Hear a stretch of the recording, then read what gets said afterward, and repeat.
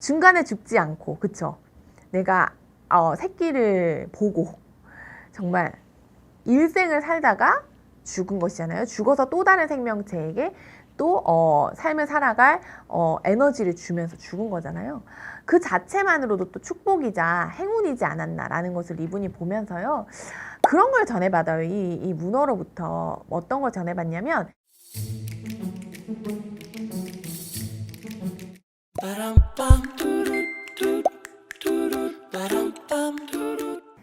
네, 여러분 안녕하세요. 현아TV의 이현아입니다. 반갑습니다.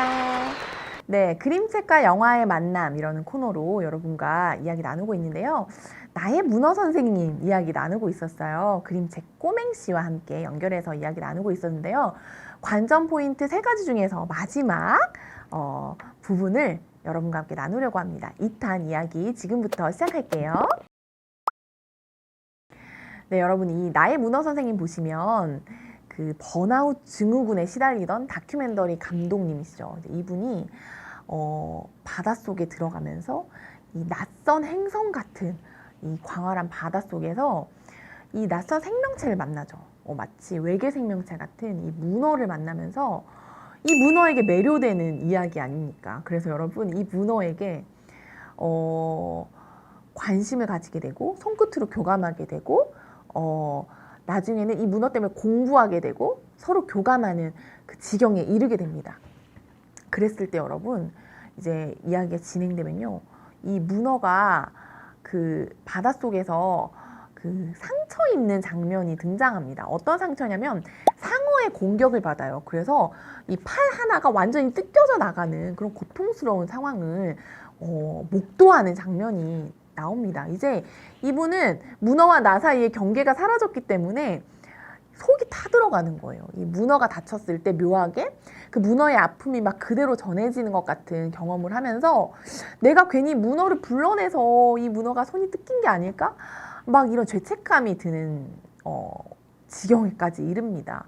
내가 실제 다친 건 아니지만 내가 사랑하는 존재가 팔다리가 잘려나갔을 때 같이 내가 고통받는 것 같은 그런 심리적인 이런 상태에 이르는데요.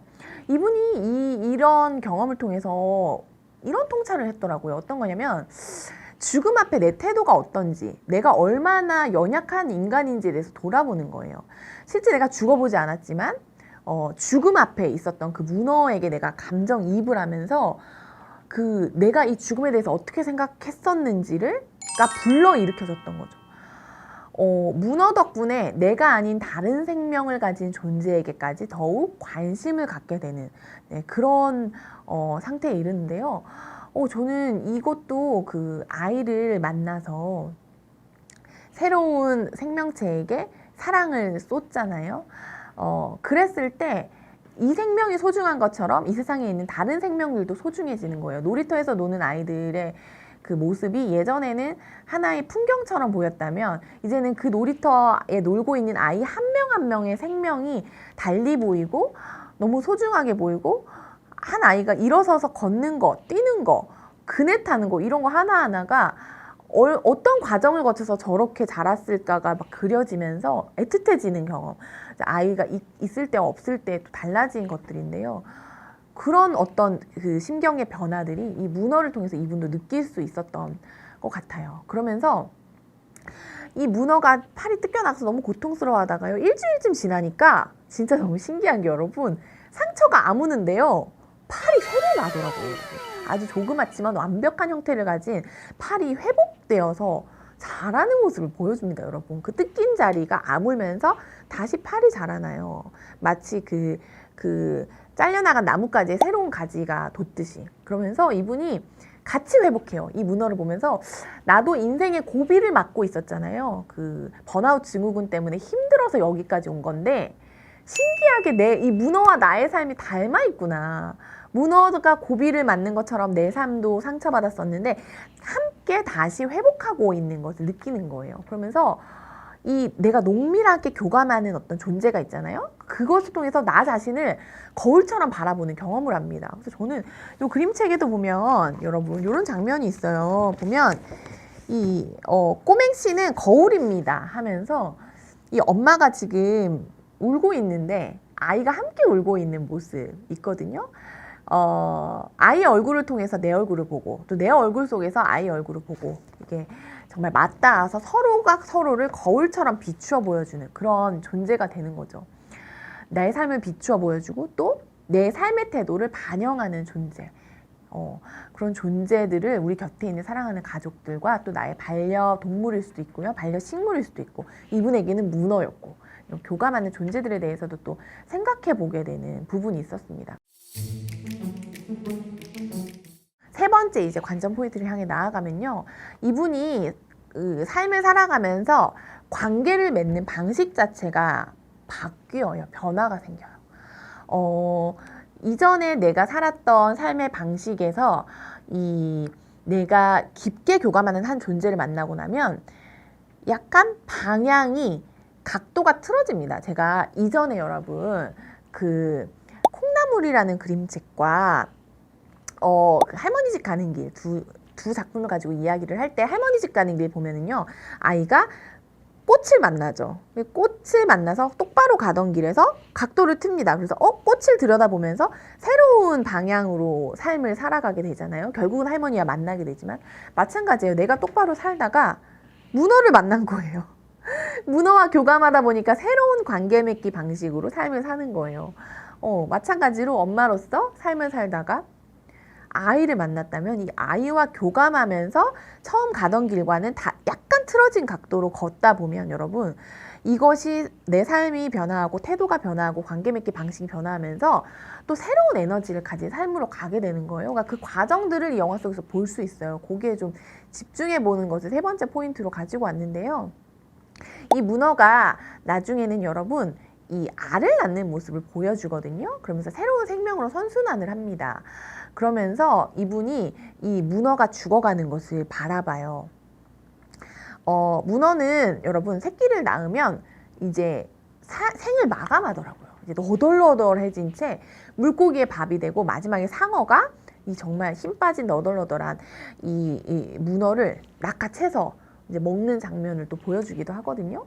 그러면서 새로운 정말 작은 그 문어 새끼들을 남기고 아름답게 이제 생을 떠나는 거예요. 그런데 그게 슬프지만 어떻게 보면 여러분 거기까지 간 것도 축복이에요.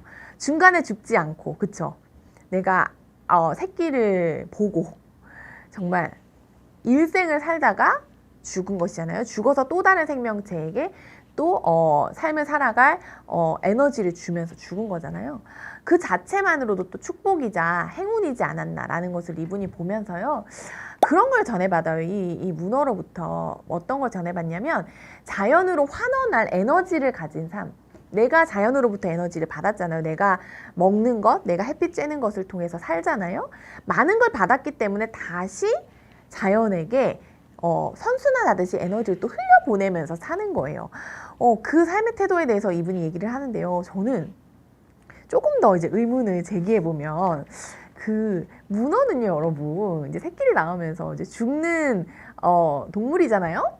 그렇게 또 살아가는 삶의 방식으로서 한 생애를 사는 동물이라면 사람은 그렇지 않아요, 여러분. 내 자녀를 낳았다고 내 삶을 마감하는 존재가 아닌 거예요. 그래서 저는 이렇게 우리가 이 세상에 새로운 생명체를 또 이렇게 만들어낸 삶을 산다 하더라도 여러분 문어처럼 그렇게 흐물흐물 쭈글쭈글해지지 않고 이 아이처럼 같이 통통하게 좀 엄마도 아이와 같이 통통하게 같이 살 수 있었으면 좋겠다라는 생각을 했어요. 왜냐면 나는 문어가 아니니까 나는 사람이니까 왜 반드시 엄마는 저렇게 너덜너덜해져서 죽어야 돼? 엄마도 같이 살면 좋겠다라는 생각을 한 거예요. 그러면서 이 자연으로 환원할 에너지를 가진 삶, 여기에서 저는 또 마음의 힘을 얻었는데요. 내가 이런 새로운 생명에게 에너지를 흘려보내주잖아요.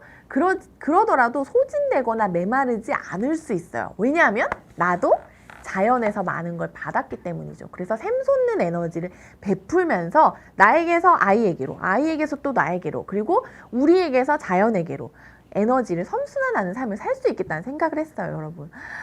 그래서 저는 이제 자녀를 낳으면서 새로운 생명이 나를 통과해서 탄생하는 경험을 한 거잖아요.